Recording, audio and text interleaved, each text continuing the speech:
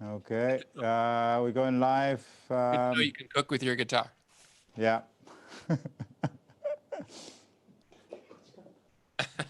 Okay, we go.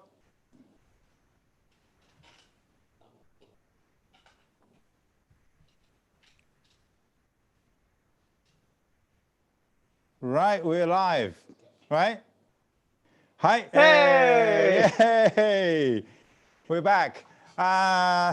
皆さんこんにちは、テイラープロダクトスペシャルのトライワ正樹です、いよいよこの時間がやってきました、土曜日のスペシャル企画ですね、毎日、新製品の紹介はこの楽器フェアオンラインでやらせていただいているんですけども、今日は特別ですね、このギターたちをデザインした張本人、アンディ・パワーズさんが、アメリカカリフォルニア州のサンディエゴのですね、本社の人今日は多分自宅からだと思うんですけども、中継でつながっています。Zoom 経由で、今日はですねアンディさんに直接、この新製品のギターたちのですねデザインコンセプトやら、開発秘話なんかも交えながらお話を聞きたいと思います。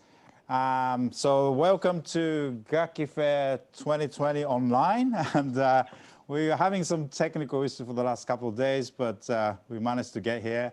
And we've been actually talking about the new guitars every day, but this is actually a special day because we actually have the guy who designed these guitars. So, and it's been a really pleasure and honor to have you, Andy. Thank you very much for taking time for us. Thank you. Yay. Hey, Thank you.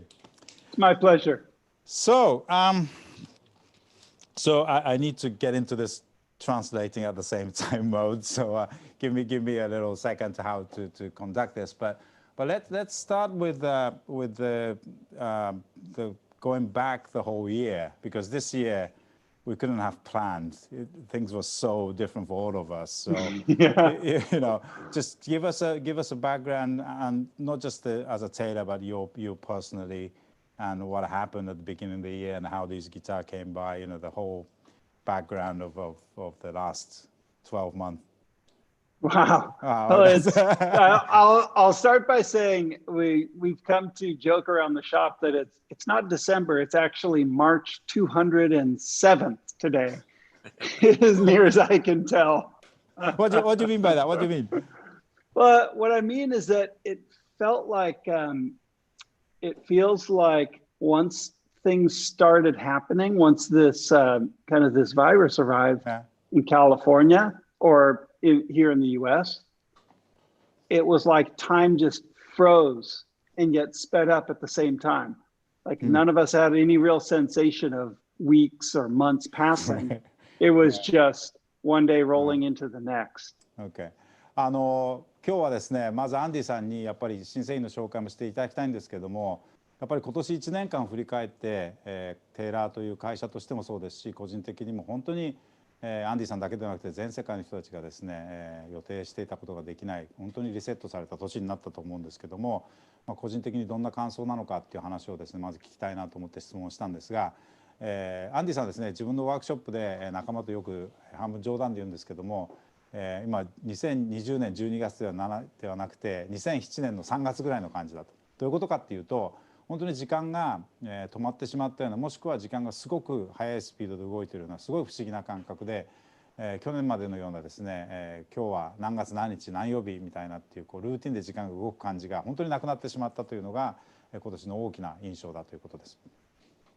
All right. Yeah. So I mean, the year, I suppose I'd say the year started like most years do. It was, you know, it was a beautiful, everything was going fine. It was springtime. We started hearing stories, kind of rumors at first, but stories of different parts of the world where this was impacting them a great deal. So we thought, okay, well, we'll keep an eye out and watch, see how this progresses. But it became very apparent very quickly that this was unlike anything any of us have ever experienced. And so, 世界中からいろんなニュースが流れてくる中、やっぱり今年の頭は本当にですね、皆さんと同じだと思うんですね。本当に悪い病気が少しずつ流行してるんだね、気をつけなきゃねみたいなっていうところのスタートから、だんだんこれ本当に現実的に、世界中の人々が本当に誰も経験したことないような、今生きてる人たちが経験したことのない大きな出来事になりそうだということがだんだん分かってきました。Yeah.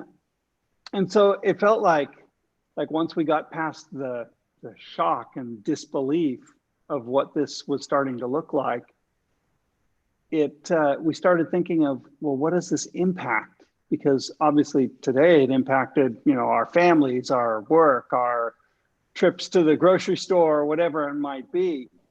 And one morning, maybe a week or two into kind of this pandemic, I woke up and I looked at my phone and saw all these messages from musician friends around the world.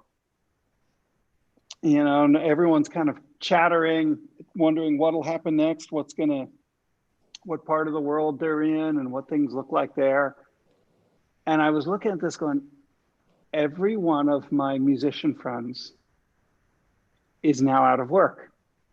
Every one of my backline friends, every sound man, every tour bus driver, every songwriter, everyone all of a sudden is out of work because their line of work is big crowds of people, right?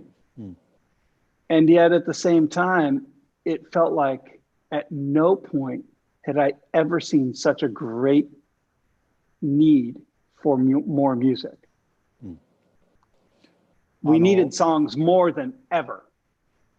このパンデミックが始まってやっぱ最初の1週間2週間した時に、アンディさん今でも鮮明に覚えてるんですけども、自分の携帯電話をふっと見た時に本当に自分の世界中のですねミュージシャンの友達、音楽にかかってる友達からのメッセージだったりチャットルームだったり SNS だったりをこう見た時に、本当に音楽にかかってる人と一人一人が本当に今仕事がないんだっていうことが現実として感じられました。これはミュージシャンだけじゃなくて、その周辺のサウンドマンだったり、ローディーの人だったり、全て音楽にかかっている人が仕事がなくなっているという現実に直面します。でも同時に今ほど音楽が必要とされている時代はないんではないかということも非常に痛感しました。今この時代がこれほど音楽が私たちにとって大事なものになっているというのも同時に起こっているんだということを本当にこの時に認識しました。Yeah, and so I thought, okay, we need more music, we need more people playing guitar, but I bet every one of these musicians is reassessing. They're asking themselves, what do I actually need? What do I need to make music? What do I need to play? And largely that's going to be for playing music for myself to make sense of this crazy world around me. Right. It's going to be playing for my friends, my family in our backyard or around, in a living room or some small little place where just a few are gathered. I need something that sounds great, that plays great, that feels great, but I don't need frills. Now is not a time for curly cues and fancy. Now is a time for something that has the personality of a cup of black coffee. その時にですね、じゃあ今これだけ音楽が必要とされている、それから、本当にですね今音楽を、これ自分で始めてる人口もすごく増えてる、ギター人口もすごく増えてる中で、どんなギターが必要とされているのか、自分だったらどんなギターが今欲しいのかということをすごく考えるようになりました。そしてそれは本当にギターとしての本質的なこと、すごく大事な部分、弾きやすさだったりトーンだったり、ただそれはですね、多分これからシェアする人はしばらくの間は大勢の人の前ではないだろうと、自分が一人で弾いたり、それこそ配信で使ったりもするかもしれません。本当に気の合う仲間、友達だったり家族の前で弾くみたいなことがこれから増えていく中で、今こう派手な装飾が必要な時代ではない、非常にシンプルだけどもすごく弾きやすい音のいいギターというのが今の時代一番必要とされてるんじゃないかなと、本当にブラックコーヒーみたいなギターが必要なんだというふうに僕は感じています。So no time for a special order at Starbucks, just coffee right out of the pot. Yeah, really, that's what this felt like. Like here in California, one of the words that was used a lot was essential services. Okay, because those were the only industries that were allowed to operate for a certain period of time. And so we talked a lot about, well, what is essential? What does that mean? It takes on this new level of importance, because essential used to be, a fancy cup of coffee. Right, right. Well, yeah. essential is I really need the cup of coffee, actually, but don't put anything in it. まあね、今アンディ・ So- ランドさんの方からも今半分冗談で、もう今はだからスターバックスに行ってもですね、スペシャルオーダーは絶対できない時代だというふうに言ってましたけども、でもまさに、日本でもね少しメディアでも使われるようになったエッセンシャルワーカーという言葉がありました。アメリカは特に状況が厳しい中、本当に必要最低限の大事な仕事だけをしている人が動けるという時期がしばらくやっぱり長い間あったんですね。でエッセンシャルワーカーという言葉がですね日常で使われるようになった時に、そのエッセンシャルという意味は何なのか。それまではですね、去年まではそのエッセンシャルの中に、カスタムオーダーしたスタバのコーヒーは入っていたわけですね。絶対に必要だ。でもそういう意味で言うと、今本当に必要なものは、本当に必要最低限というものは何なのかということをすごく考えるようになりました。And you have to understand, please remember that we have two factories. We have one in San Diego and one about 45 minutes south in Tecate. Well, we consider them one area, one region, but there is an international border in between. And because of that, there were two different sets of rules at play. There were two different governing bodies that had different outlooks on what things would look like. So we shut the factory, the San Diego factory down, and we had no idea what was about to happen. And we shut the Tecate factory down, again, had no idea what was going to happen. And so Bob Taylor and I, we would be at the factory and it's completely closed. The gates are up, the lights are turned off, none of the machines are running. And we'd walk around and go, you know, we'd started to bring in a small team of workers to install plexiglass shields and do all these different kinds of things. And we're looking around going, we don't know what's about to happen next. But here's what we do know. We know that when trouble hits, our strength is to keep working. Our strength is to do everything that we can to make one step further forward, to make one more thing that can help make tomorrow better than today. And so that was the genesis behind these American Dream guitars. でこの本当にですね、パンデミックが非常にシリアスになってきた時に、例えばテイラーはですね、サンディエゴのエルカホンというところに本社があって、そこにアメリカのファクトリーがあるんですけども、そこから車でですね45分から1時間ぐらい南下したところにですね、メキシコの国境を越えたところにティカテにも我々は自社工場を持っています。我々はここは本当に同じエリアでもって国境を見ない、本当に国境をですね認識しないぐらいの仲間意識でここは動いてはいるわけですけども、当然このパンデミックの最中はですね国境があり、それ国ごとに別々の法律があり、別々の対策がある中で2つの工場が全く違う形でもってシャットダウンされる。そしてどういうふうなルールでもってそれがオペレートされていくのかもわからない状態で同時に工場がシャットダウンされました。でボブ・テイラーとですねアンディ・パーさんがサンディエゴのエルカホンにある工場に行った時に全てがシャットダウンされて、完全にもう電気も消され真っ暗になっている中で、数人のですね作業員の方がプレキシグラスをですねここにはめて、新しいルールにのっとって工場がオペレートできるように準備をしている中を見ていく中で、本当に何がどうなっていくのかが全くわからないという不安に駆られました。でもその時に一つだけ確かに言えたことが、我々が知っていることはとにかく働き続けることだ、動き続けることだ。ここでもって絶対にいろんなことを緩めちゃいけない。さらにこれで前進すること、今日よりも明日を良くするということをちゃんと信念を持ってやれば必ず解決策が見つかるということが今回のこのアメリカンドリームにですね全て現れているというふうに皆さんにお伝えしておきたいです。So we started looking around and going, okay, well, if we can't get more materials, let's build what we can with what we have. Let's build guitars with the wood that we have on hand. Let's look around and take a fresh look at what have we passed over? What have we set aside? What is still here that we can work with? Let's take the framework of existing designs. But what can we make? What can serve the needs of a musician right now? And that's where these American Dream guitars came from.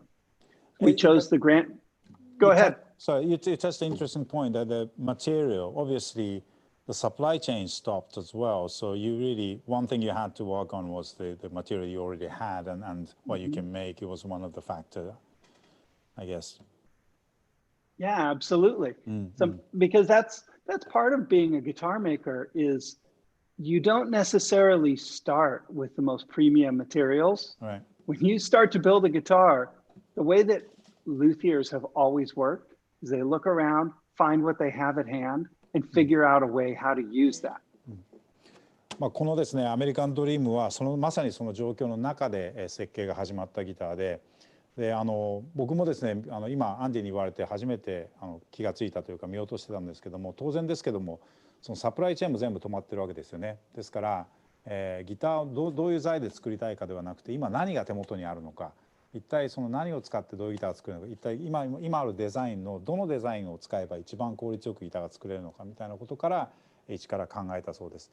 でこれはもうギタールシアに全般的に言えることですけども、必ずしもですね今手元にない木を仕入れてギターを作るんではなくて、昔からギタービルダーたちは自分の周りにある木を使ってですね、手元にある木、手に入る木でもって最高のギターをどうやって作ろうかっていうのを昔から皆さん考えていたわけですよね。で今回その原点に戻ったという意味でもこのアメリカンドリームは特別なギターだと思います。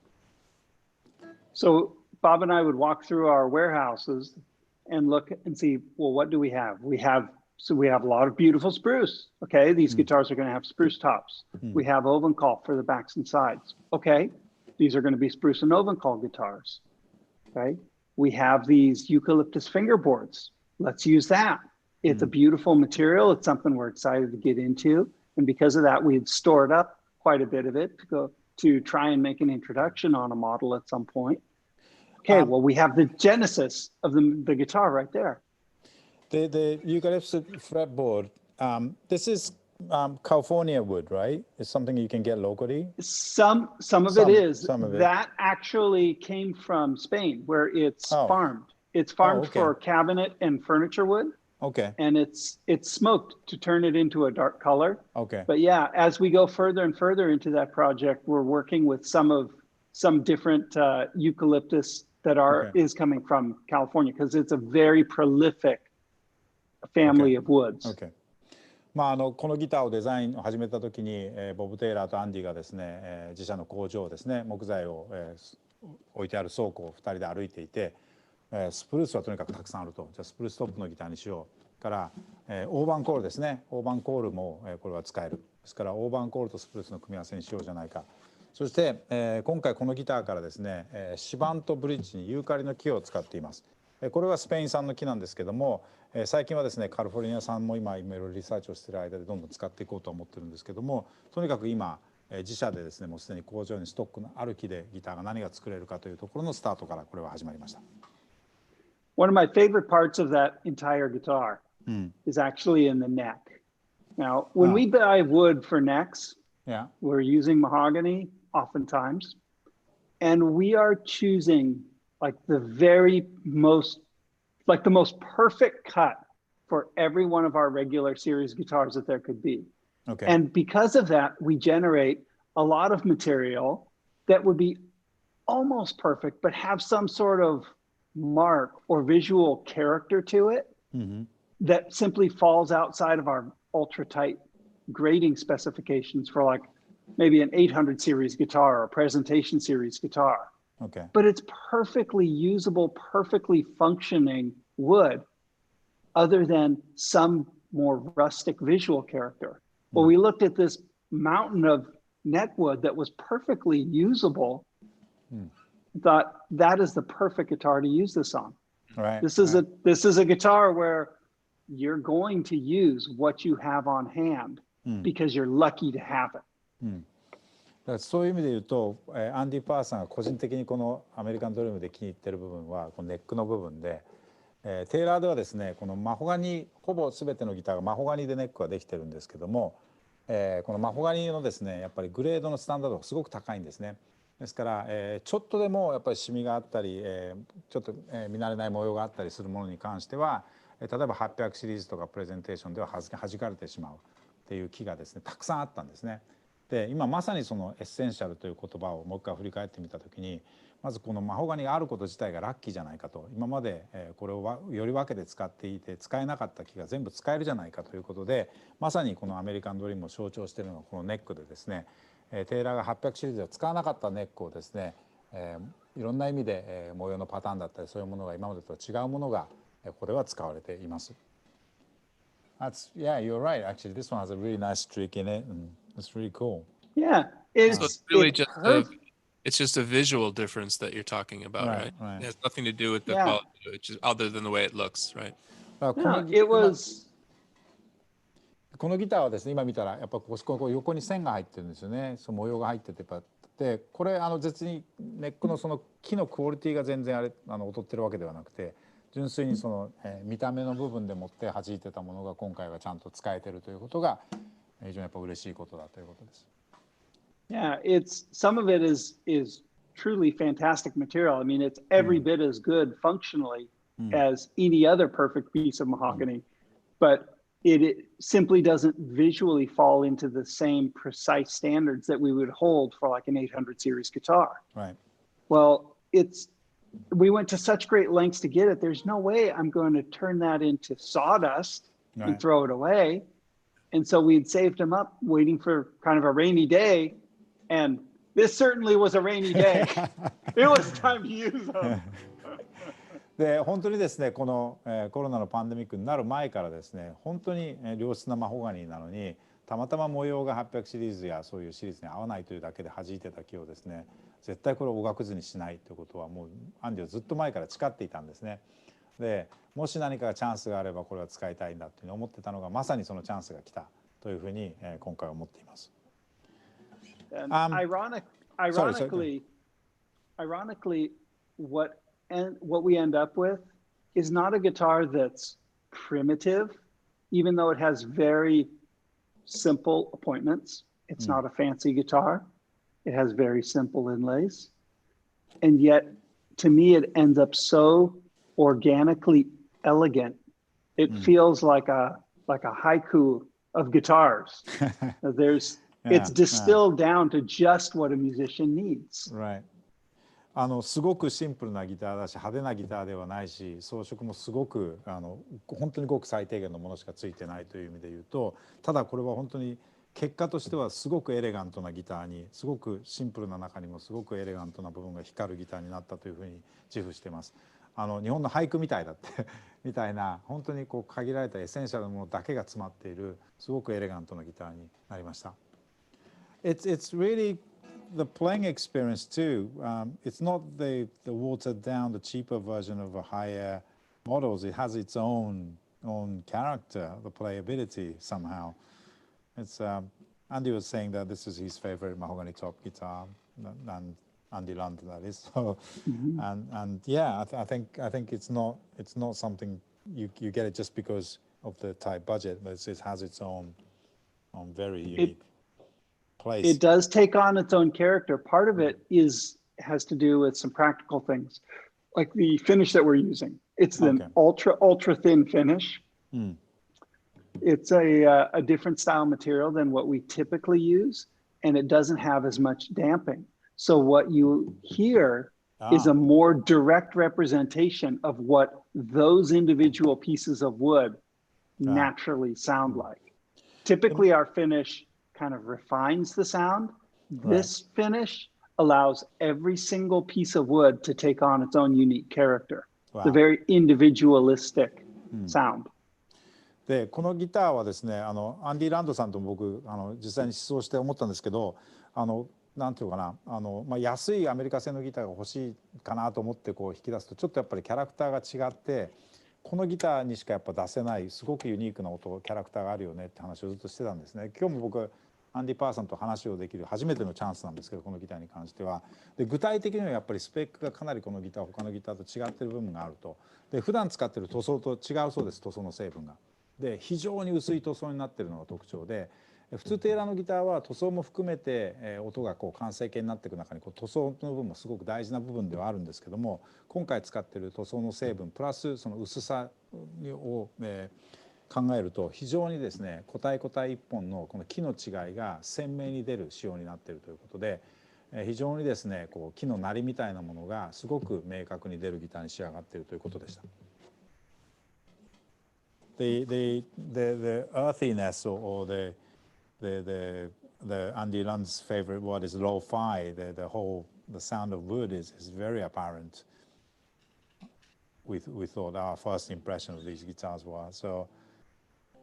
On the mahogany top guitar, I do use the word lo-fi to describe it in a good way, like in a good lo-fi kind of way, you know, like the way that an old stereo system sounds, where the tweeters don't really work that well, but the vinyl records sound really good on it. Yeah. You know what I mean? It's not full range, Yeah. but it sounds really cool, especially the Could Yeah. I say it this way.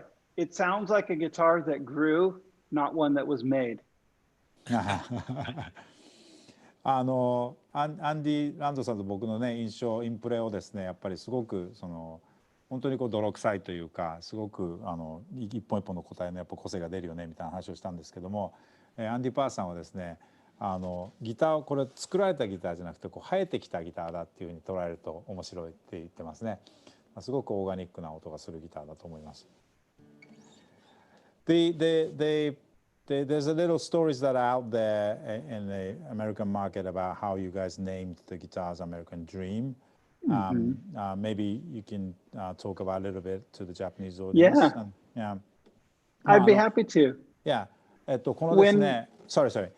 こ Go ahead. のギターのシリーズはアメリカンドリームという名前がついていて、アメリカのサイトでは説明が少しずつは出てはいるんですけども、日本のお客様にはこの初めてになると思うので、どうして、テーラーとしては比較的長い名前がついたので初めてのことだと思うので、このアメリカンドリームという名前は一体どこから来るのかをですねちょっと聞いてみたいと思います。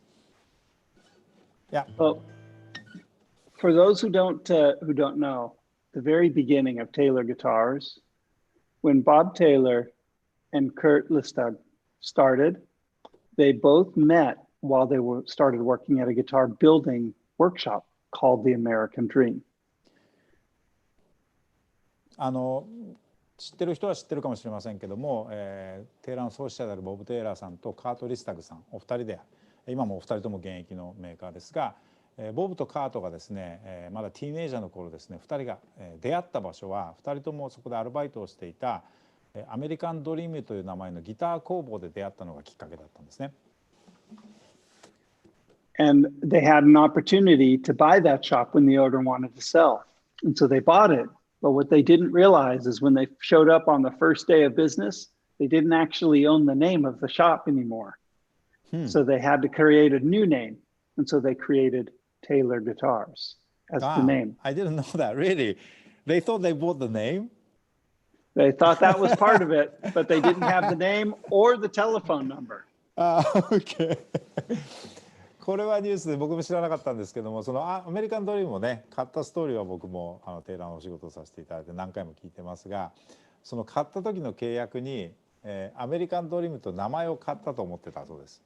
でも買って、ビジネスを買ってですね初日に、出社した時に自分の会社に来た時にですねアメリカンドリームと名前を買ったんじゃなくてビルを買ったんだということに気づきます。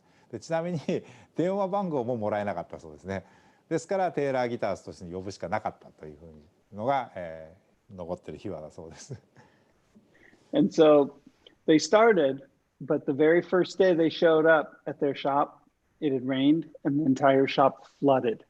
They spent their very first day in business shoveling wet, soggy sawdust out of the shop to try and clean it up so they could even begin. In a lot of ways, it's very true that Taylor Guitars was born from adversity and for adversity.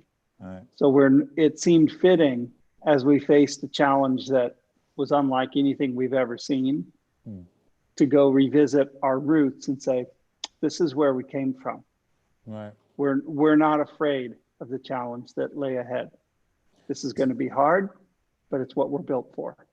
で初日にですね、アメリカンドリームの名前を使えないということを知り、カリフォルニアに珍しく大雨が降ったんですね。で、ファクトリーそのものが冠水してしまって、初日の仕事はもう本当に水でぐずぐずになったおがくずを倉庫から運び出すというのが一番最初の日の仕事だったそうです。ですから、もう本当にですねテイラーがこういうチャレンジに対していつもそういう問題を解決するという会社のですね非常に大事な根っこにあるコアの部分はまさにその初日から始まっていたわけで、今回、今年ですね起こったことはまさにこのアメリカンドリームのスタートの部分に匹敵することだということで、この名前にしたそうです。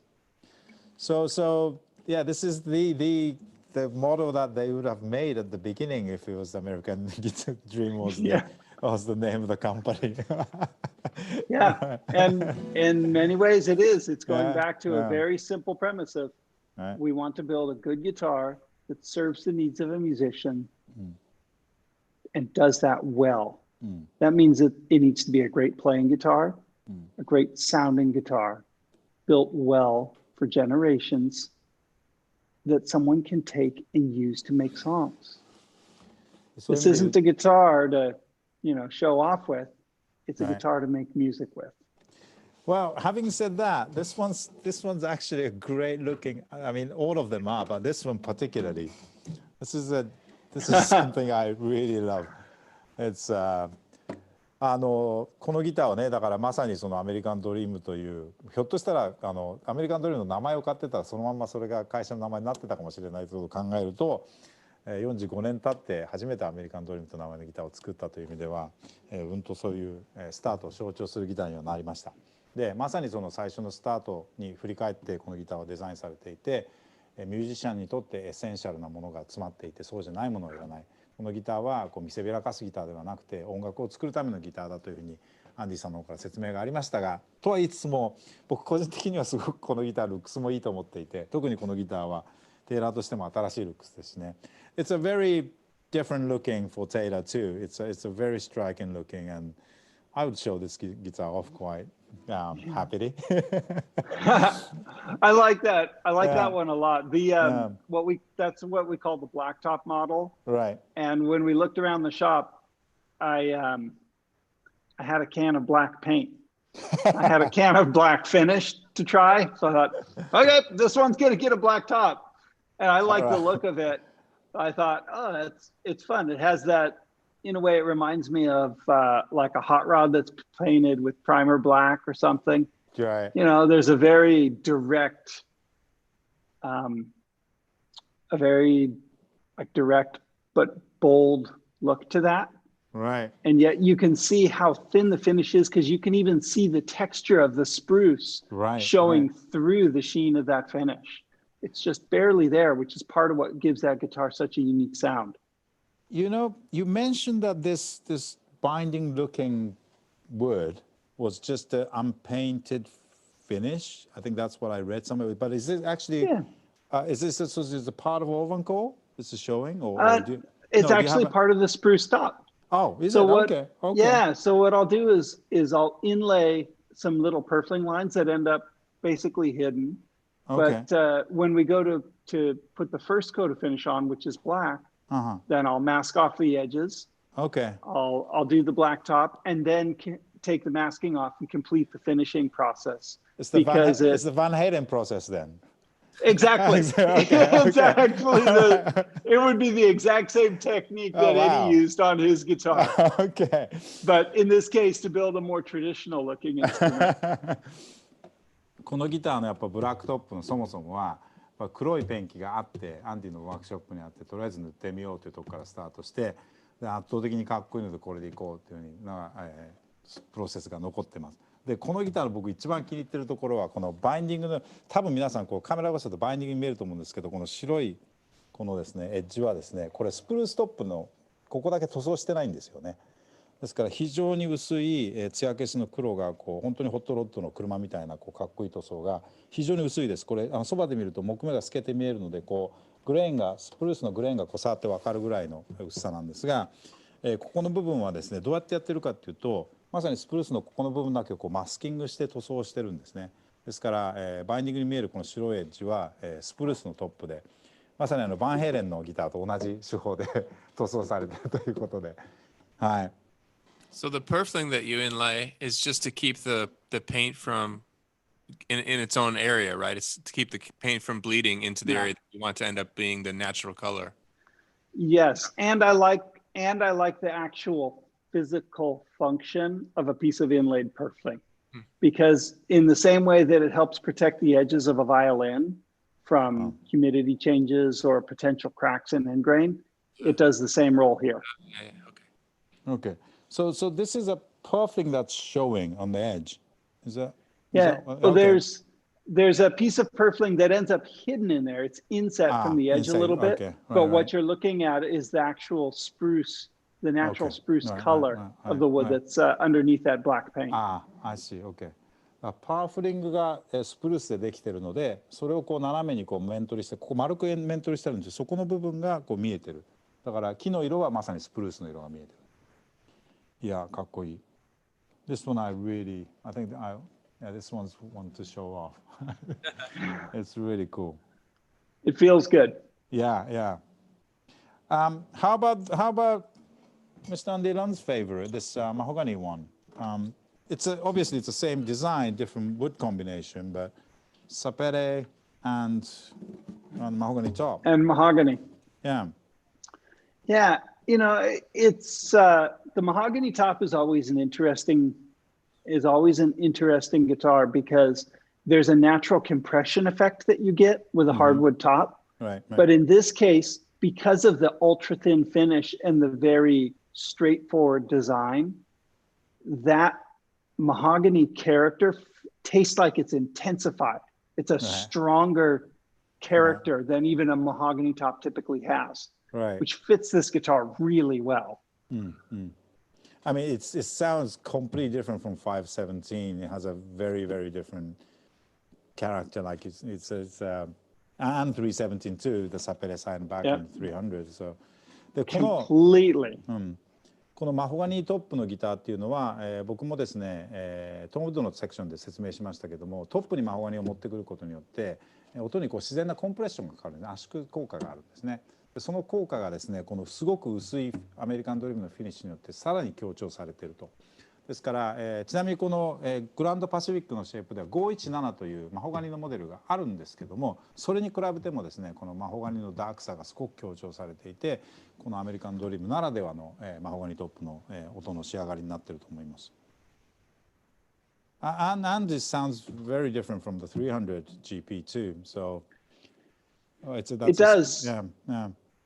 I mean, of course, it'll be different than a guitar with a spruce top. Right. But in this case, even if you were to compare to like a 327 model that has a mahogany top, you'll hear a distinct difference between the two models, as this has that very organic, direct kind of a sound.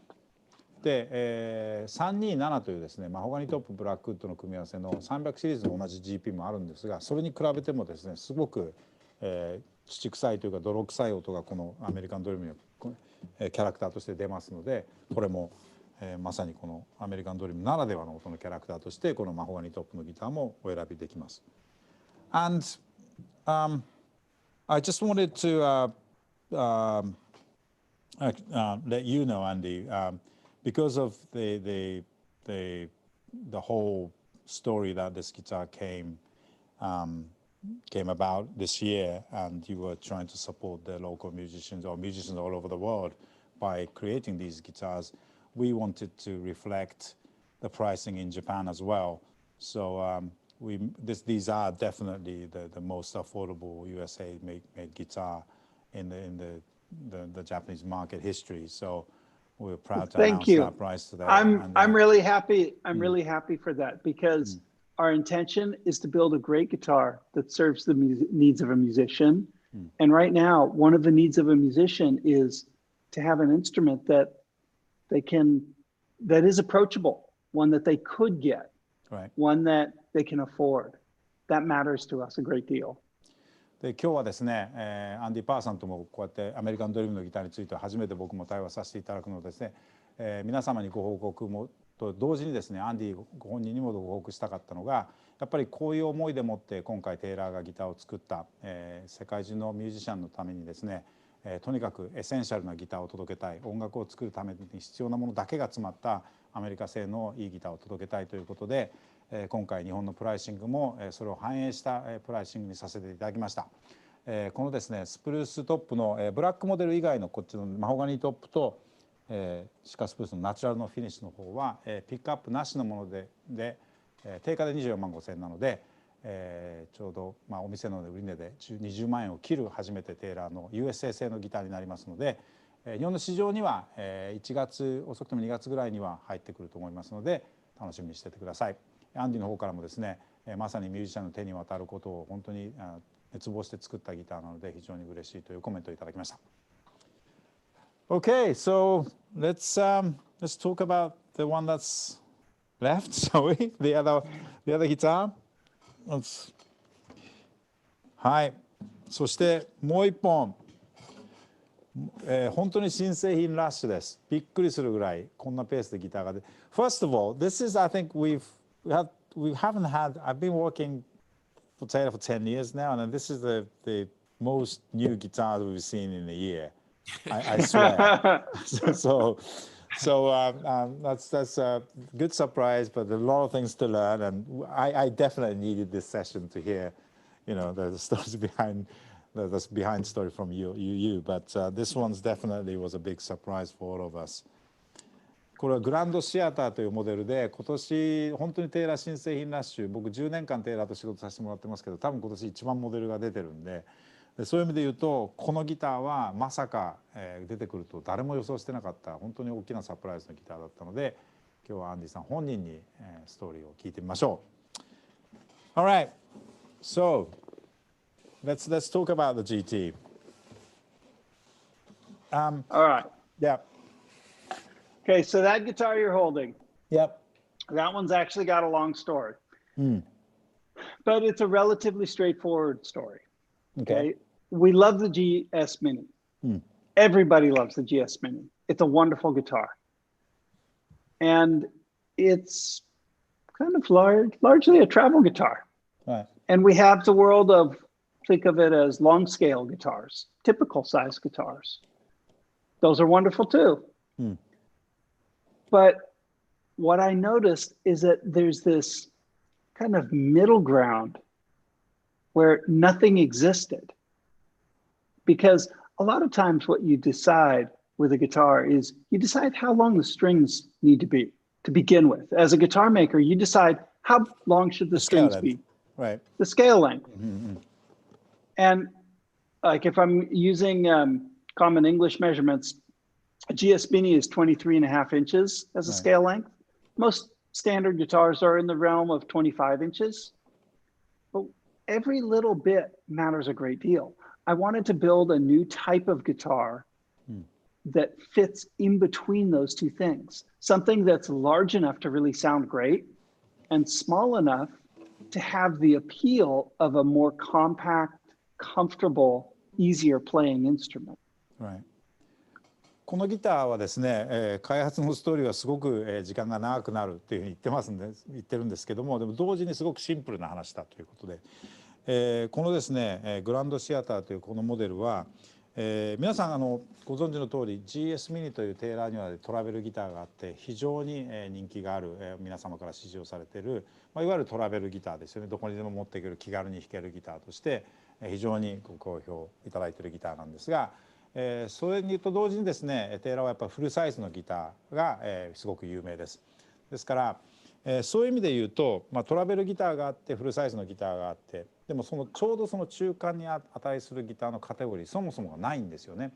ですからもともとアンディさんのこのギターをデザインする一番の発想はフルサイズのギターに匹敵するような音色だったり音のトーンを持ちながらもトラベルギターのですね非常に弾きやすい気軽さみたいなものを兼ね備えたサイズのギター、スケールやっぱりギターを作る時の一番大事なやっぱりネックのスケールが大事になってくるので、23.5インチの GS ミニと25インチのフルサイズのちょうど間ぐらいのスケールのものが作れないかなというのがそもそもの発想のスタートラインでした。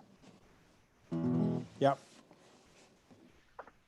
And so I started working on this guitar in 2013, 2014, something like that. Really? Uh-huh. I visited you so many times. You've hidden this really well. Oh, I've got all kinds of things you haven't seen. I don't trust you anymore. No, they're just there. I've got a big closet. 2013年ぐらいからこのギターを開発が始まっていて、僕自身アンディ・パーソンと何回も会ってるし、彼のオフィスにも何回も行ってるんですけども、本当にずっと隠してましたね。このギターの存在は誰も気づかなかったので、本当にうまく隠されてましたが。And so part of what takes a long time on a project like that is I might start the idea, but you run into like roadblocks and you have to work on those because the solution to that problem may not be apparent right away. Okay. And so in this case, I knew I wanted the guitar to be ultra fun to play, have this unique kind of mid-size scale length, but I didn't want it to sound like a very small guitar, like a travel guitar. I wanted it to have a big, robust voice, something that a professional musician could use if they're comfortable on a smaller instrument. Okay. So I started to develop the V-Class idea, which is wonderful, and I love the way that works. And even that isn't quite, it's not exactly the right thing to make this guitar work. For this size I ended up, guitar. Exactly. To get the kind of voicing I wanted out of that guitar, I needed a deliberately asymmetrical bracing pattern to make the top work in a different way. So it's based off the same idea, the same concepts behind a V-Class, that stiffness gives you sustain and flexibility gives you volume. Right. It's built on those same concepts, but in this case, it's an asymmetrical design to exaggerate the low end response. So the balance you get with the V-Class between the sustain and the volume has changed.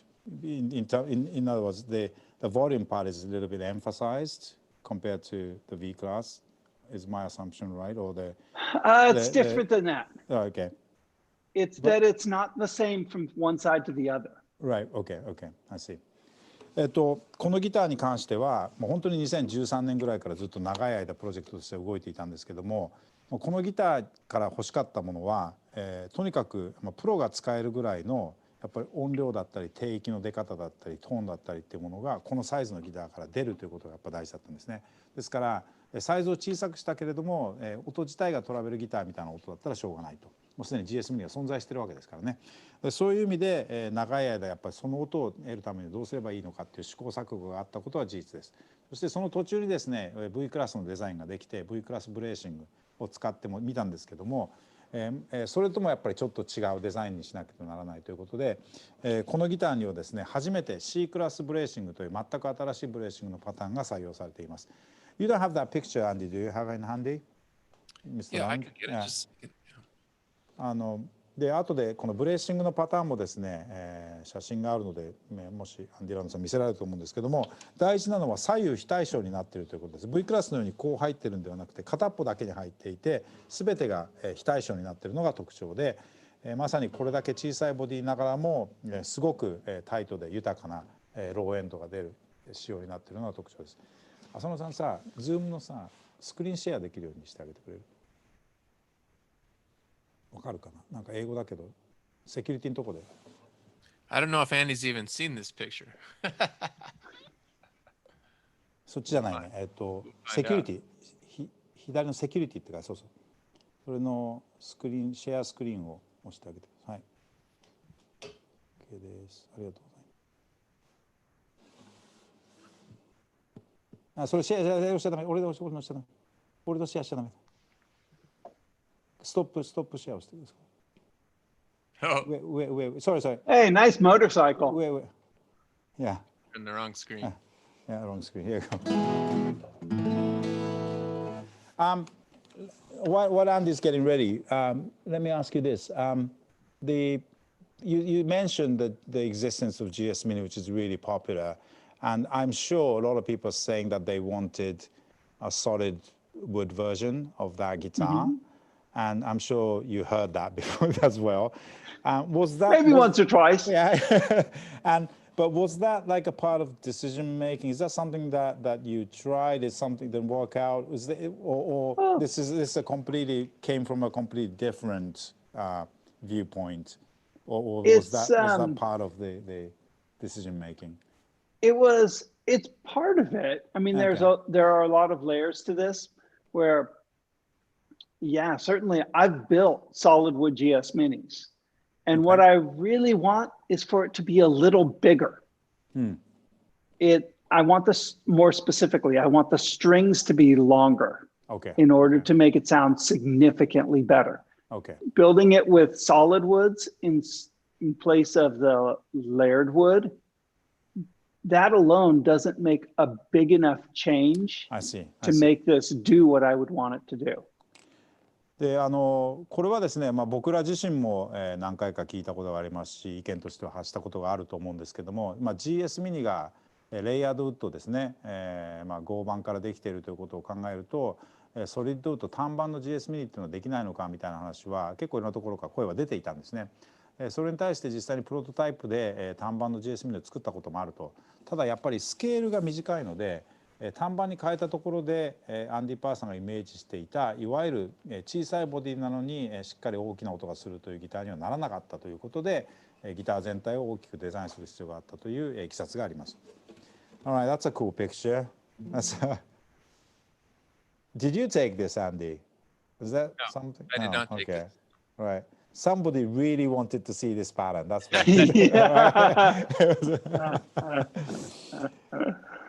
このですね C クラスのブレーシングのパターンは発表になってないんですね、テイラーからね。誰かが本当に見たかったから撮ったんでしょうね、この写真はね。It's ultra strong. It's pretty easy to see that it's a variation on the V-class idea, but in this case made deliberately asymmetrical so that I can change the way that this top is moving. Because that's what's responsible for creating this surprisingly big sounding voice out of a relatively small body. I mean, I've noticed that a lot of electric guitar players really love this guitar, both for the ultra easy to play kind of low tension neck, as well as the more compact body and physical size of this guitar. It's more appropriate for the way that they approach an instrument. That was my first impression too. I felt when I first played it, I thought, man, this feels more like an electric guitar, you know, than any other acoustic I had ever tried. Yeah. でこのギターはやっぱり今のブレーシングのパターンを見ていただいたように基本的にやっぱり V クラスのコンセプトをさらに発展させたというふうにも見方もできると思います。どうしてもですねデザインの変更が必要だったのはさっきも言ったようにこの小さいボディからちゃんと大きいボディ波の音を引き出すための必要性があったということですね。でこのですねやっぱり独特のスケールがですねこの不思議なこの弦のテンションを生み出していて僕もアンディ・ランドさんも同感なんですけどもアコースティックギターとしては限りなくエレキギターのテンションに近いものとしてこれ以上のギターは僕も触ったことがないです。ですから非常に弾きやすく楽しく特にアンディ・パーさんの周りでもエレクトリックプレイヤーに非常に人気があるギターに仕上がりました。It reflects the modern days where people go between acoustic and electric seamlessly, and this guitar really sits right in the middle. It does feel very. I mean, it's definitely an acoustic guitar, but it's much easier conversion technically to just start playing this guitar. Yeah, it's very interesting. I mean, that scale length, the way I arrived at it is if I were to drop tune a 25.5-inch scale length guitar, E flat to E flat. Okay. It makes the strings looser, right? Mm-hmm. And then I put a capo at the first fret, and that puts it back into concert pitch, right? But you have the looser, easier to play strings. Okay. That's what that guitar is. Right. And that's what that scale length is. Wow. でこのですね、今日は皆さんには触っていただけないので、ご覧のお客様がこのですねテンションを感じたいという方がいらっしゃればこうすればいいというアドバイスをアンディからいただきます。ご自分の、普通のですね、25.5 インチの、テイラーのレギュラーのですねギターを半音落ちのチューニングにします。そしてそこで1フレットにカップをつけるとコンサートチューニングになりますよね。要するに半落ちにして弦のテンションを少し弱めたところでコンサートピッチに戻してやった時のテンションと全く同じだそうです。That's actually like physically the same. You tune down a half step and put a cape on, and the tension is the same. Yeah. Wow. Okay. All right. Yeah. That's because that's what gives me that electric guitar feel. There's a smaller string spacing when you do that. Right. There's a lower string tension.